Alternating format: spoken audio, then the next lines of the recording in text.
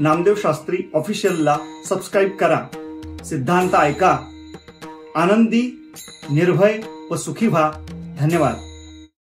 एक गावो आम्ही विठोबाचे, ईश्वराशी एकनिष्ठ राहा. कारण की ईश्वर बदलणारा नाही, जग परिवर्तन होणार आहे. रामाच्या काळामध्ये सूर्याचा उदय असाच होत होता, कृष्णाच्या काळामध्ये असाच होतो, तुमच्या काळामध्ये असाच सूर्योदय होतो. काय नवीन आहे? पृथ्वी तीच आहे, जमीन तीच आहे. गावाची नावं बदलले. मी मगाशी सांगितलं, गांधार प्रदेशाला अफगाणिस्तान म्हणतात. शब्द बदलला म्हणजे काय देश बदलला का? भूगोल बदलला का? काही. गांधार म्हणा, अफगाणिस्तान म्हणा, काही म्हणा, पंजाब म्हणा, काही परिवर्तन झाले जीवनामध्ये. काही भूगोलामध्ये काही बदल नाही, फक्त तुम्ही येत जात राहता, हा स्वभाव आहे. आणि महत्वाचा सिद्धांत सांगतो या ठिकाणी जे सांगितलेले, पुनर्जन्माविषयी जी वैज्ञानिक लोकांना शंका आहे आणि लोक त्याच्यावर बिझनेस करतात. पुनर्जन्म या शब्दाचा अर्थ ज्ञानेश्वरीमध्ये खूप सुंदर सांगितलेला आहे. पुनर्जन्म हा प्रकार काय काय असतं? आपल्या संपूर्ण शरीरामध्ये जीवाणू असतात. जीवाणू म्हणजे आत्ताच्या भाषेमध्ये त्याला सेल्स म्हणतात. आपल्या पूर्ण बॉडीमध्ये सेल्स असतात आणि ते जिवंत असतात. आत्मा का दिसत नाही त्याच्याबद्दल बोलतोय तुम्हाला. हे जे संपूर्ण शरीरामध्ये जी जीवाणू असतात ना, या सगळ्या जीवाणूवर नियंत्रण करणारा जो आहे ना, त्याचं नाव आहे आत्मा. आपल्या गुडघ्यातला जीवाणू असेल, हृदयामधला जीवाणू असेल, मेंदूतला असेल, छातीतला असेल, त्या जीवाणूनं तेच काम केलं पाहिजेत. त्याच्या संवेदना ग्रहण करणारा जो असेल तो आत्मा आहे. आणि या जगाचा फिक्स सिद्धांत आहे, जगातली कुठलीही गोष्ट नष्ट होत नाही, परिवर्तित होते. लक्षात येते काय बोललो तुम्हाला? पाप आणि पुण्य काय असतं ते सुद्धा तुम्हाला या सिद्धांताबरोबर लक्षात येईल. कुठलीही गोष्ट या जगामध्ये नष्ट होत नाही. दूध परिवर्तन होतं, दुधाचं जसंच तसं दही होतं, नष्ट नाही होत. यालाच पुनर्जन्म म्हणतात. पुनर्जन्माचा अर्थ काय नीट आहे का? पुनर्जन्म, पुन्हा जन्म. पुन्हा जन्म म्हणजे काय? हे जे नूतनता प्राप्त होते तोच जन्म आहे. दुधाचं दही हा पुनर्जन्म आहे, नवीन सिद्धांत आहे तो. मग दह्यामध्ये घुसळण झाली, लोणी म्हणून नवीन जन्माला आला. लोणी नव्हतं त्यामध्ये असं नाही, पण घुसळून नवीन लोणी जन्माला आला. परिवर्तन. दही नष्ट नाही झालं, दह्याने रूप बदललं. काही ताकाच्या रूपामध्ये आलं, काही लोण्याच्या रूपामध्ये आलं. लोणीला अग्निसंस्कार केले, परिपक्व झालं. परिवर्तन. काय झालं परिवर्तन? लोण्याने आता तुपाचं रूप धारण केलं. नीट आहे का? तूप खाण्यामध्ये आलं, परिवर्तन. तूप खाण्यामध्ये आल्यानंतर त्या तुपाचं परिवर्तन पुन्हा सेल्समध्ये झालं. हा त्यांनी घेतलेला पुनर्जन्म आहे. ऋषी मुनींनी जे सिद्धांत शोधून काढलेले आहेत ते अशा पद्धतीचे सिद्धांत आहेत. आणि ते जे अन्नाच्या रूपाने जीवाणू आपल्या शरीरामध्ये जातात तो त्यांचा पुनर्जन्म आहे. मग त्यांचं परिवर्तन पुढं वैज्ञानिक पद्धतीने होतं. रक्तामध्ये होतं, मांसामध्ये होतं. आणि त्याच जीवाणूचा बदल पुन्हा वीर्यामध्ये होतो. तिथून पुन्हा नवीन जन्म सुरू होतो. त्याला म्हणतात योनी. मग ती मनुष्याची असेल, पशुपक्षाची असेल, संस्कार बदलत नाहीत, मेंदू बदलत नाहीत, परिवर्तन होतं. आणि जो पुन्हा जन्म घेतलेला आहे तो, पण आता किती ठिकाणी किती वेळा कसा जन्म घ्यावा लागेल याचा काही अंदाज आहे तुम्हाला? आणि सृष्टीतला ठाम सिद्धांत आहे, नष्ट होत नाही, कारण की ईश्वराने निर्माण केलेला आहे. मग मला संस्कार काय असतात? संस्कारच ते असतात. ऋषींचा जो सिद्धांत आहे, ज्ञानोबा यांचा सिद्धांत किती गंभीरता आहे ते पहा. जे मूल जन्माला येतं पहिल्यांदा, माझा शब्द नीट आहे का, जे पहिल्यांदा जे मूल जन्माला येतं त्यावेळेस त्याला स्तनाला लावलं जातं. स्तनाला लावल्यानंतर तुमचं काम संपलंय, पण ओढलं पाहिजेत हे संस्कार कुठून जन्माला येतात, याला पूर्वजन्मीचे संस्कार म्हणतात. स्तनाला लावलं, आईने आपलं काम केलं, पण हे दूध ओढल्यानंतर माझी भूक भागेल हे पहिल्या वेळेस त्याला कळत नाहीये. पण संस्कार शब्दाचा अर्थ हेच आहेत जे सुप्त असतात. आणि जसं स्तन त्या मुलाच्या तोंडामध्ये जातं, ते ओढायला सुरुवात करतं, त्याला बाकी काहीच जाणीव नाही, जगणं ही जाणीव आहे. आणि जगण्याची जाणीव म्हणजे फक्त त्याला ओढलं पाहिजे, त्याचं नाव आहे संस्कार. ते वर्षानुवर्ष नष्ट होत नाही. पाप करत असताना पापाचे संस्कार, पुण्य करत असताना पुण्याचे संस्कार नष्टच होत नाही, ते भोगावेच लागतात. ते तुम्हाला असं वाटत असेल की देव दुर्लक्ष करेल, देवानेच निर्माण केलेले सिद्धांत आहेत, त्यांनी दुर्लक्ष काय करावं? माफी कुणी करावी? तुम्ही काही स्पेशल आहेत का? काय नाही. लोक देवापुढे जातात, नारळ फोडतात, इतकं देवाला मूर्ख समजू नका. पाप केलं आणि पापाचा वाटेकरी लोक देवाला करतात, देवाला कळत नाही असं नाही. तुमचे कर्म, तुमचे संस्कार हे तुम्हाला भोगावेच लागतात, काही परिवर्तन होत नाही त्याच्यामध्ये. का मनुष्य असून तुमची पूजा होत नाही? का मनुष्य असून तुमचं ज्ञान तुमच्या घरात स्वीकारलं जात नाही? ज्या मुलासाठी तुम्ही 25-25 वर्ष प्रयत्न केलेत, तो मुलगा नीट तुम्हाला म्हातारपणामध्ये बोलत नाही का? हे तुमचं पाप आहे, हे तुमचे कर्म आहेत. कारण की तुमच्याविषयी सगळी सत्यता जगाला काही माहिती असेल, पण मुलाला फार जवळून माहिती असते, घरातल्या लोकांना माहिती असते. आणि जर तुम्ही सत्य असाल, घरापासून तुमची पूजा सुरू होते. जग तुम्हाला मानो नाही तो न मानो, पण घरामध्ये ही व्यक्ती महान आहेत, मग घरातले लोक पहिली तुमची पूजा करतील. तुमचा सत्य सिद्धांत ते मानतील, तुमची नैतिकता तुम्हाला मानतातच. कारण की जे घरातली माणसं आहेत ते तुमच्या शरीराचा पार्ट आहेत, ते डुप्लिकेट नाही आहेत, तुमच्यापासून जन्माला आलेले आहेत. हा तुमचा पुनर्जन्म आहे, तुमचा प्रतिरूप आहे, तुमचा आरसा आहे. घरातली माणसं म्हणजे काही दूरची माणसं असतात असं काही समजू नका. तुमचा प्रभाव, तुमचे विचार ते घरावर पडलेले असतात, आणि त्याच विचाराने घरातली माणसं प्रभावी होतात. एक सिंपल दृष्टांत आहेत महाराज. एखादा पोरगं जर शिव्या देत असलं 5-6 वर्षाचं, 2-4 समजदार माणसं असतात. मुलगा शिव्या देत असला तर त्याला बोलत नाहीत बरं का, काय रे कुणाचे रे? तुम्ही या गोष्टीचं निरीक्षण नाही केलेलं.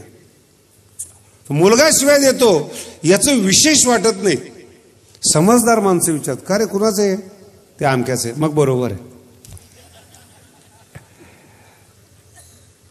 याचा अर्थ काय होतो? हे संस्कार आहेत, हे आपल्या घरातली शिकवण बाहेर रस्त्यावर आलेली. आणि एखादा पोरगा बोलत नाही, घरामध्ये शिकवलेलं असतं, मोठी माणसं आली की पाया पडावं, त्यांना पाणी द्यावं. जर एखादा पोरगा असा सभ्यतेनं सर म्हणून बोलत असेल, चांगल्या रीतीनं बोलत असेल, तरी प्रश्न असतो, अरे कोणाचं रे एवढा बुद्धिमान दिसतोय, कोणाचं आहे? नाही ते आमक्या यायचं आहे. बरोबर आहे, शिक्षणच तसं आहे त्याचं. घरातले संस्कारच कसे, अर्थ कळाला तुम्हाला? हेच पुनर्जन्म आहे. परिवर्तन होतं, इथं परिवर्तन होतं. म्हणून माणूस जाळला काय आणि त्याला पुरला काय, हे त्याचे पुनर्जन्माचे प्रकार आहेत. जाळल्याबरोबर त्याची राख होते, हा पुनर्जन्म आहे. राखेचं खत होतं, खतापासून अन्न तयार होतं, अन्नापासून जीवाणू तयार होतात, ही त्याची पुनर्जन्माची साखळी. कर्म चुकत नाही, मुक्त अवस्था नाही. जर साधूच्या मनामध्ये आलं, भगवंताने कृपा केली. भगवंत कधीही, नीट आहे का, कोणालाही मुक्त करत नाही. जग हा भगवंताचा बिझनेस आहे,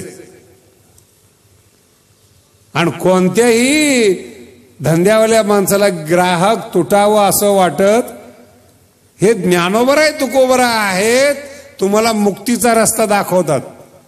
मार्ग दावून गेले आधी, दयानिधी संतते तेनीची पंथे चालो जाता, न पडे गुंता कोठे काही. हे त्यांनी शिकवले आपल्याला.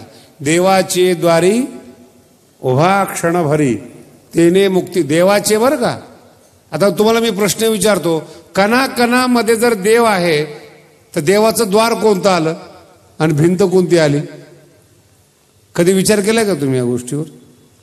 रोज आपलं रेकॉर्ड चालू असतं, देवाचे द्वारी उभा क्षण. अरे पण देवाचं द्वार कुठे ते तर सांग. आमचा एक कीर्तनकार सांगतो, मनुष्य शरीर म्हणजे देवाचं द्वार, आणि इतरांचे शरीर म्हणजे काही भूताचे द्वार आहेत का? विठ्ठल जळी स्थळी भरला, रिता ठाव नाही उरला. अरे कणाकणामध्ये जर ईश्वर आहेत, द्वार कुठून आलं त्याचं? दरवाजा कुठून आहे? तो देव शब्द आहे ना, त्याचा अर्थ फार वेगळा आहे. दिव प्रकाशने धातू आहे. देवाच्या द्वारामध्ये उभं राहा म्हणजे जिथं दिव्यत्व आहे, अलौकिकत्व आहेत, असा संतांच्या दारात क्षणभर उभा राहा. क्षणभर म्हणजे वेटिंग कर, क्षणभर म्हणजे एक क्षण नव्हे. आपल्याला घाई झालेली असते, दान दिल्याबरोबर विमानाची वाट पाहतो, स्वर्गातून विमान आलं का नाही. ऐकले असं वाटतं एकदम परिवर्तन झालं पाहिजे, जमत नाही. क्षणभरी शब्दाचा अर्थ वाट पाहावी लागली. संताकडे गेलात ना, एकदम बदल नाही होत होत होत होत. आणि जे विचारात बदल होतात ना, तेच परिवर्तन आहेत, तेच संस्कार आहे. कुठेतरी आपल्या जीवनात बदल करून घ्यावासा वाटतो, हे पुण्याचं लक्षण आहे. होतो बदल, नुकसान काही नाही, विचार परिवर्तन. म्हणून संतांच्या दरवाजामध्ये उभा राहा. उभा म्हणजे असं, उभा शब्दाचा अर्थ फार महत्वाचा बघा. तत्पर म्हणतात त्याला, उभा म्हणतात. असं तयार असतो ऐकण्याकरता. कळतंय का तुम्हाला? उभा म्हणजे काय? काय सांगतात असं तत्पर, त्याला म्हणतात उभा. Ready position. नाही तर काय काय इतके भाग्यवान आहेत, कुठंच झोप लागत नाहीत, कीर्तनामध्ये मस्त आमच्या समोर झोपतात. ते उभा नाही, ते आडवे आहेत. काय सांगतात संत, काय बोलतात, कशा पद्धतीने बोलतात. मागच्या वर्षी एक दृष्टांत सांगितला होता. ज्ञानेश्वरी वाचायला सांगितली तर वाचायचा विचार. म्हणजे मध्यंतरी ज्ञानेश्वरी आली, वाचायला सुरुवात केली. ती पोरं घरातली विचित्र होती, खून करून, मोठा ग्रंथ आहे ना, कुठपर्यंत वाचली म्हणून अशी खून करायची. ते पोरग रोज तिथंच खून ठेवायचं, यांनी बदलायचं. 100 दिवस झाले तरी त्याच ओव्या. त्याच्या गुरुने विचारलं, ज्ञानेश्वरी कशी लिहिली, कशी वाटली? फार छान आहेत ज्ञानेश्वरी, पण त्याच त्या ओव्या पुन्हा पुन्हा आल्यात. ज्ञानोबांनी तेच ते लिहिलेलं नाही. पोराचा कुठाने ह्याच्या लक्षातच आला नाही. आणि हा किती बेसावत त्याच ओव्या वाचतोय तरी याच्या डोक्यात बसत नाही. काय किती किती किती ऐकायचे, तेच ते. म्हणून जिथं दिव्यत्व आहेत असं तत्पर राहा. अर्जुन असं भगवंताचे शब्द ऐकायला तयार आहे. एक एक शब्द असा व्यवस्थित ऐकला जातो. श्रोतृ अशी ताकद असते ऐकण्याची. काय सांगितलं काय सांगितलं नाही असं भक्कम असतात ऐकायच्या बाबतीमध्ये. क्षणभरी शब्दाचा अर्थ वाट पाहावी लागणं, वाटच पाहावी लागते. हे दिव्यत्व आहे, वाट पाहावी लागते. परिवर्तन, दुधाचं दही व्हायचंय, वाट पाहावी लागते. दह्याचं लोणी निघायचंय, वाट पाहावी लागते. माणसात होणाऱ्या बदल वाढल्या कोळी बदलला असं नाही. आणि वाढल्या कोळ्याचं मी मागच्या वेळेस सांगितलं होतं, रत्नाकर नाव आहे त्याचं, आणि सुंदर घरामध्ये जन्माला आलेले आहेत. डाकू जर रामायण लिहायला लागले तर आतापर्यंत किती रामायण झाले असते याचा अंदाज आहे का तुम्हाला?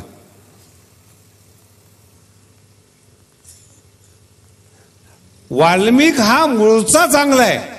माझा शब्द डीड आहे का मगाशी सिद्धांत त्याच्यामुळं सांगितलेलं. त्याचं नाव रत्नाकर आहे. मूळ वाल्मिकाचं नाव रत्नाकर आहे. ब्राह्मण घराण्यामध्ये जन्माला आलेला आहे. सगळा शास्त्राचा अभ्यास केलेला आहे. हे वाल्मिकानं आपल्या तोंडाने सांगितलेलं चरित्र आहे. लोक काय सांगतात ते भाग सोडून द्या. हे काही पाहायला गेले नव्हते वाल्याकुळी ज्यावेळेस माणसं मारत होतो. वाल्याकुळी रामायणामध्ये आपलं स्वतःचं चरित्र सांगतात.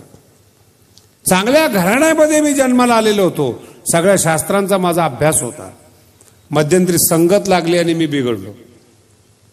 अर्थ कळाला का तुम्हाला? मूळचा चांगला आहे, संगत लागल्यामुळं मी बिघडलो आणि नारद महर्षी मला भेटले. माझं पूर्वजन्म म्हणजे मागचा जन्म नाही, पूर्वजीवन, मी चांगल्या कुळातला आहे, माझे संस्कार चांगले आहेत, याची आठवण मला नारद महर्षींनी करून दिली आणि मी पुन्हा तपश्चर्येला लागलो. म्हणून डाकू परिवर्तन होत नाही, हे शब्द लक्षात ठेवा. ज्याचे संस्कार भक्कम आहेत, जो निसर्गतः चांगला आहे, त्याला मार्गदर्शन करता येतं, परिवर्तन करता येतं. हळूहळू तो परिवर्तित होतो, बदलत नाही. तो केलेल्या कर्माची जर फळं भोगली नाहीत, ईश्वराचा सिद्धांत खोटा ठरेल. म्हणून साधू जरी असला तरी तो आजारी पडतोच, कर्म सोडत नाही. साधूला काही डायबिटीस होत नाही असं नाही, साधूला एखादा रोग होत नाही असं नाही. सगळं तुमच्यासारखंच साधूला होतं. का? संस्कारच ते आहेत, भोगल्याशिवाय पर्याय नाही. मी कसं आहे? भगवंत म्हणतात तू टेन्शन घेऊ नको, अनादि सिद्ध आघवे, होत जात स्वभावे. हे तुझं चिंतन करण्याचं विश्व नाही, हे माझं विश्व आहे. जग कसं चालवावं इतकं सुंदर सांगतात, फार सुंदर आहेत. काय सांगतात सुंदर रीतीनं? एक समर्थाती तयापासोणी भूते होती. वायाची काय बोलते जगामध्ये? अर्जुना, तू म्हणतो मी यांना मारेल, हे मरतील, मग वर्णसंकर होईल, पाप जगामध्ये वाढेल, सगळे परिवर्तन होतील. भगवंत अर्जुनाला म्हणतात, अर्जुना आम्ही असं ऐकलंय की या जगामध्ये एक ईश्वर नावाचं अस्तित्व आहे. एक समर्थाती तयापासून भूते होती, आणि ते या जगावर नियंत्रण ठेवतात. हे वायाची काय बोलते जगामध्ये? हे सगळं फुकटच आहेत खरे बोलणं. तूच एकटा, तू यांना मारणार, हे मारणार, पापाचार होणार. तू कोण आहेस? किती वेळा जन्माला आलास, किती वेळा मेलास, याचा काय अंदाज आहे तुला? मूर्खपणे नेनसी न चिंतावे ते चिंतसी. शब्दांचा प्रयोग फार गोड आहे. अर्जुना, मूर्खपण तुझ्यामध्ये दडलेलं आहे, बावळटपण तुझ्यामध्ये दडलेले आहेत. न चिंतावे ते चिंतसी. युद्धाचा विचार कर, कर्माचा विचार कर, एवढंच तुझ्या हातामध्ये. बाकी या जगातलं काहीच तुझ्या हातामध्ये नाही. समज अर्जुना, तू यांना नाही मारलं. भगवंत अर्जुनाला प्रश्न करतात बरं का. समज अर्जुना, तू या लोकांना नाही मारलं तरी काय होती चिरंतन? तू नाही मारलं म्हणून की अजरामर होणार आहेत का? भीष्म मरणार नाही का? द्रोणाचार्य मरणार नाहीत का? दुर्योधन मरणार नाहीत? तुझ्या न मारण्याने हे काय अमर होणार आहेत का? ते मरणार आहेत. मग मार ना. अर्थ कळतो का? मरणार आहेत ना, मग मार. हा मी तुला आदेश देतो. नाही महाराज, जर ते पाप वगैरे झालं तर मग मी कशा करताय? तुझ्या रथावर जो बसलेलो आहे मी कशा करता बसलेलो आहे? माझे आज्ञा पालन कर. कारण की या जगाचा नियम असा आहे, कर्म करावं एवढ्यामध्येच माणसाचं सार आहे. याच्या पुढे त्यांनी विचार करू नये. हा मोठा सिद्धांत आहे बरं का, तिसऱ्या अध्यायाचा मोठा सिद्धांत. माझे शब्द नीट आहे का बरं का? कर्म केलंच पाहिजे माणसाने, हा सिद्धांत आहे. पण याच्या नंतरचा विचार माणसाने करू नये, ते दुःखाचा सुखाचा विचार भगवंताचा आहे. अगदी इमानदारीनं तुम्ही कर्म केलं, कर्म करणंच तुमच्या हातामध्ये आहे, पुढचं तुमच्या हातामध्ये नाही आहे. आमचे डॉक्टर लोक आहेत, एखादी सिरियस केस त्यांच्याकडे आली, काय करू शकतात ते? व्यवस्थित ऑपरेशन करू शकतात. जगणं न जगणं पेशंटच्या जीवनावर. कर्तव्य कर्मच प्रत्येक बाबतीमध्ये हा सिद्धांत आहे.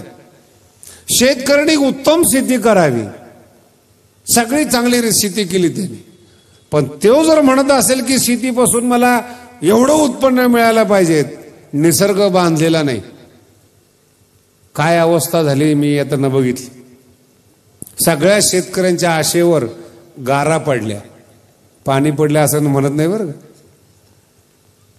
आता काय करणार आहे तुम्ही? तुम्ही आशाच का केली हा पहिला प्रश्न आहे. नाही महाराज तुम्ही संत आहेत, जरा शेतकऱ्याच्या बाबतीत उदारच धोरण ठेवा. मी ठेवतो पण देवाने ठेवलं पाहिजे ना.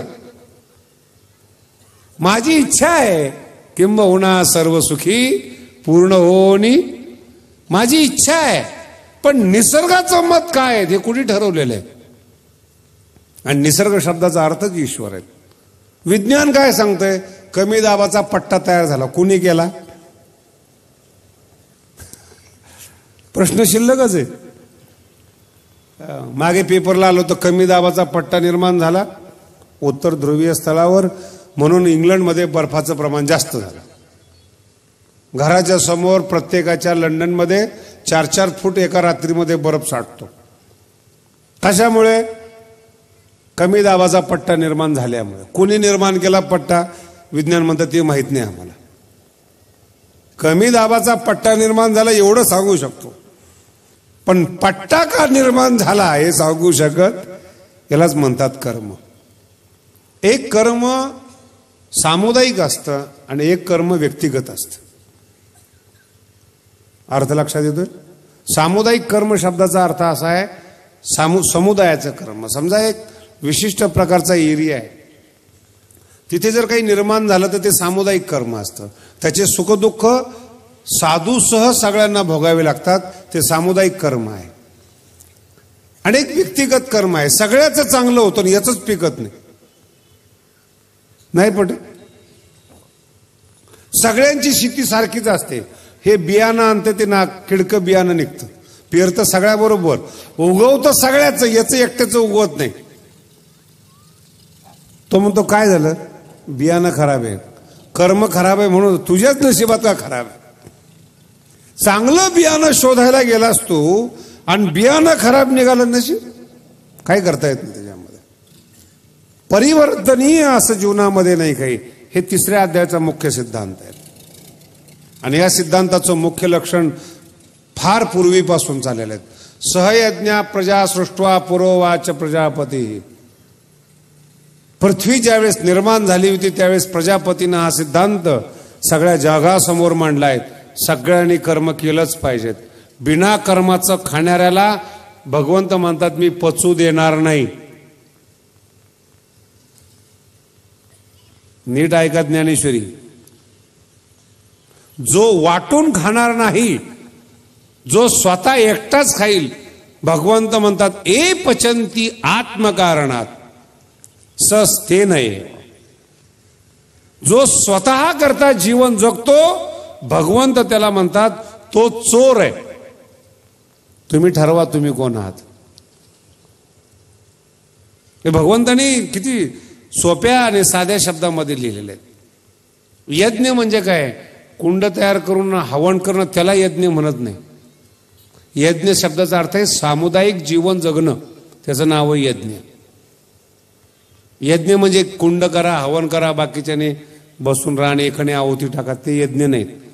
यज्ञ शब्दाचा जो ज्ञानेश्वरीमध्ये अर्थ आहे तो आपल्या वाट्याला आलेलं कर्म करणं, हेच स्वधर्म आहेत.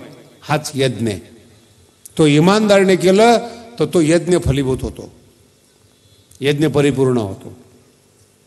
म्हणून यज्ञ म्हणजे एकट्याने, आणि एकट्याने करणंच चुकीचं आहे हे कर्मामध्ये शिकवलं जातं. आणि वस्तुस्थिती अशी ज्ञानोबराय सांगतात, एकट्याला या जगात काहीच करता येत नाही.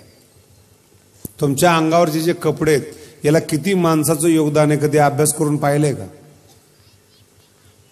ते कापसाचं बी कुठं तयार झालं, कुठल्या जमिनीमध्ये तो कापूस तयार झाला, कुठल्या शेतकऱ्याने विकला, कुठल्या व्यापाऱ्याने घेतला, कुठल्या मिलमध्ये गेला, कुठं त्याचा दोरा तयार झाला, कुठल्या कंपनीमध्ये गेला, कुठं कापड झालं, कुठल्या होलसेलकडे आलं, कुठल्या कॉमनकडे आलं, कुठल्या शिंप्याकडे जाऊन तुमच्या अंगात आलं. किती माणसं लागली?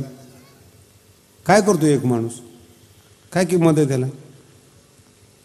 परिवर्तन किती? माणसंच माणसाचं, याला म्हणतात यज्ञ. यज्ञ शब्दाचा अर्थ आहे एकटा माणूस काहीच करू शकत नाही जगामध्ये. अप्रत्यक्ष का होईना माणसंच माणसाला मदत करतात. कुठल्या ना कुठल्या रूपाने हो, संशोधनाच्या रूपाने हो, ज्याने विजेचा शोध घेतलाय त्यांनी या जगावर उपकारच केलेले आहेत, तो यज्ञच आहे त्याचा. संशोधकांना जुन्या काळामध्ये ऋषी म्हणायचे. जसं आपले विश्वामित्र ऋषी आहे, संशोधन केलेले आहेत, कणाद ऋषी आहेत, अणु परमाणूचा शोध घेतलेला आहे. अणुभट्टी लावणारे या जगातले पहिले वैज्ञानिक म्हणजे गौतम ऋषी, ज्यांनी त्र्यंबकेश्वरला अणुभट्टी लावलेली होती. संशोधकच आहेत. नष्ट झाला असेल हा भाग सोडून द्या, पण भगवंताचा पहिला नियम असा आहे, कर्म हे केलंच पाहिजे. आणि जी तुम्हाला मी प्रक्रिया सांगितली हीच प्रक्रिया. अन्नात भवन्ति भूतानि, भगवंताचं वाक्य बरं का. अन्नापासून प्राणी जन्माला येतो. अन्नात भवन्ति भूतानि. आणि अन्न कशापासून जन्माला येतं? पर्जन्यात अन्न संभवः. पाऊस पडला तर अन्न जन्माला येतं. पाऊस पडावा की न पडावा हे कोणाच्या हातामध्ये? यज्ञाच्या हातामध्ये. यज्ञ म्हणजे सामुदायिक कर्म. पर्जन्यात अन्न संभवः आणि यज्ञात भवती पर्जन्य. सामुदायिक कर्म जर चांगला असेल तर निश्चित रूपाने तो परिसर सुखी असतो, तिथे तुम्ही जन्माला येता. यज्ञ कर्म समुद्भवम. म्हणून कर्म ब्रह्मोद्भवम विद्धी. कर्माला ईश्वर माना हा ज्ञानोबरायांचा सिद्धांत आहे. याच्यापेक्षा काय सांगायचं तुम्हाला? मग तुम्ही संन्यासी आहात, ब्रह्मचारी आहात, संसारिक आहात का कोण आहात, ईश्वराला या सगळ्या गोष्टी मान्य नाही. कर्म हे करावंच लागेल, त्याच्याबद्दल दुमतच नाही. आणि भगवंतांनी स्वतःचं उदाहरण दिलेलं आहे. अर्जुना, मी ईश्वर आहे, मला सांग मी का काम करतो? मला काही मिळवायचं या जगामध्ये? काही या जगात मिळालेलं नाही अशी एखादी वस्तू आहे? भगवंत अर्जुनाला प्रश्न विचारतात स्वतःबद्दल. नानवाप्तमवाप्तव्यम. या जगात काही मिळवायचं शिल्लक आहे का अर्जुना माझ्यासाठी? नाही. काही शिल्लक राहिलेलं नाही. मग मी का कर्म करतो? जर मी ईश्वर असून व्यवस्थित कर्म करतो तर माझ्या मागून जन्माला येणाऱ्या सगळ्या लोकांनी कर्म हे केलंच पाहिजे. अर्थ कळतोय? देव जर काम करतो, रामचंद्र प्रभू जर काम करतात आणि तुम्ही जर बिनकामाचं खायचं म्हणलं तर देवाला राग येणार नाही का? म्हणून आजही तुम्ही अभ्यास करून पहा, कर्म करणारी माणसं श्रेष्ठ होतात. कर्म करणारे. आज ज्या ज्या लोकांना मान आहेत, ज्या ज्या लोकांचे पुतळे आहेत, ज्या ज्या लोकांना देशासाठी मानलं जातं, कामासाठी मानलं जातं, श्रीमंतीसाठी मानलं जातं, हे सगळे कर्मवीर आहेत, कर्मप्रधान आहेत. हा भगवंताचा आदेश आहे. मी तर कधी कधी आश्चर्यचकित होतो. नोकरदार लोक जे असतात ना, ती मालकाला फार शिवाय देतात. ज्ञानेश्वरीमध्ये शिकवलेलं नाही. एक तर नोकरी करू नका, धंदा करा.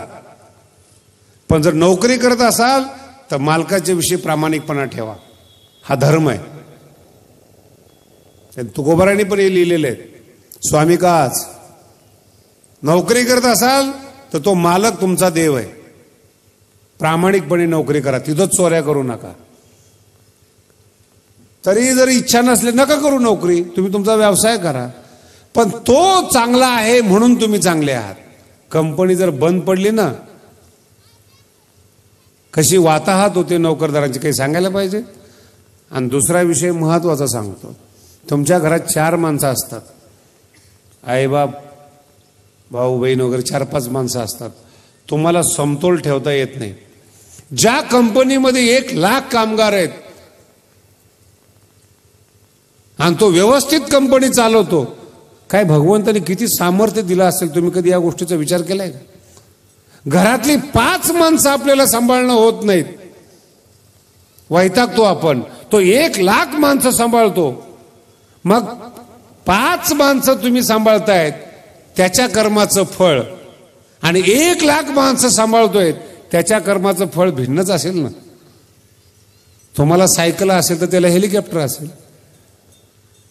मग कर्म फळाकडे पाहू नका, त्याच्या कर्माकडे पहा. तो मोठा आहे ना, त्याचं कर्म मोठं आहे, त्याचा यज्ञ मोठा आहे, त्याची क्रिया मोठी आहे. आणि कर्मात जर तो चुकत असेल, भगवंत म्हणतात दंड द्यायचं काम माझं आहे. म्हणून कधीही विचार करा, देशात भ्रष्टाचार करणारी माणसं, भेसळ करणारी माणसं, त्यांच्या घरात जाऊन पहा, त्यांना समाधान मिळत नाही. तुम्हाला तर प्रश्नच येत नाही. या पृथ्वीवर घर बांधून करोडो रुपये असून जर त्यांना समाधान मिळत नाही, याच्यापेक्षा अजून काय भगवंताने दुःख द्यायचं. मागाशी सांगितलं तुम्हाला, घर 7 कोटीचं, अरबो रुपये बँकेमध्ये, आणि कोण जगामध्ये कुत्रच मित्र. कर्म आहे.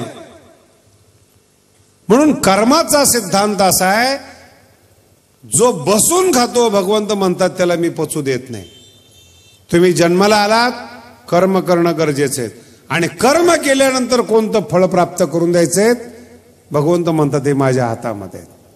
फक्त केलेलं कर्म मला समर्पित कर, मी माझा निर्णय घेईल. म्हणून जेवत असताना काही मंत्र म्हणतात, ते सगळे कर्माचे मंत्र आहेत. ब्रह्मार्पणम, ब्रह्म हवीर आहे की नाही, ब्रह्माग्नौ ब्रह्मणा उत्तम, हे कर्म सिद्धांतातले सिद्धांत आहेत. केलेलं कर्म हे ईश्वराला अर्पण, ते शुद्ध करून जसं असेल तसं, जितकं माझ्या वाटाला आलं. हे सगळ्यांचे वाक्य तेच आहेत. आले भागा ते करीतो, तुझे नाम उच्चारितो. तो बरं आहे म्हणतात, कर्म सोडलेलं नाही. कर्म करून जेवढं माझ्याकडून परमार्थ होईल भगवंत मी तेवढं करतो, हा माझा प्रामाणिकपणा आहे. नामदेव शास्त्री ऑफिशियलला सबस्क्राईब करा. सिद्धांत ऐका. आनंदी, निर्भय व सुखी व्हा. धन्यवाद.